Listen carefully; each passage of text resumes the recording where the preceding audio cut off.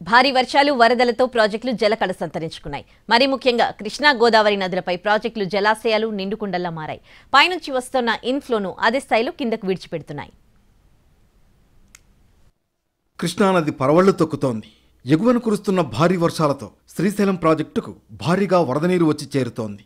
1,64,000 క్యూసెక్కుల వరద నీరు వస్తుండటంతో 6 గేట్లను 10 అడుగుల మేర ఎత్తి నీటిని కిందకు విడుదల చేశారు అధికారులు. 2,34,000 క్యూసెక్కుల నీటిని కిందికి వదిలిపెడుతున్నారు.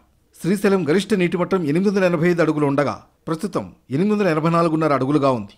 శ్రీశైలం కుడి ఎడమ కేంద్రాల్లో ముమ్మరంగా విద్యుత్ ఉత్పత్తి జరుగుతోంది. నాగార్జున సాగర్కు భారీగా వరద నీరు వస్తోంది. ఇన్ఫ్లో 2,04,000 క్యూసెక్కులుగా ఉండగా 20 గేట్లు ఎత్తి వచ్చిన వరదను వచ్చినట్లే దిగువకు వదులుతున్నారు. మరోవైపు గోదావరి ఉగ్రరూపం కొనసాగుతోంది.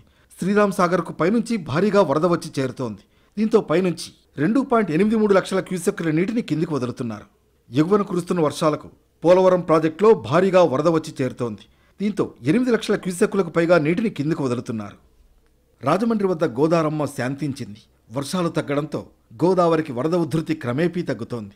దీంతో ధవళేశ్వరం బ్యారేజీ వద్ద సాయంత్రానికి మొదటి ప్రమాద హెచ్చరికను ఉపసంహరించుకున్నారు అధికారులు.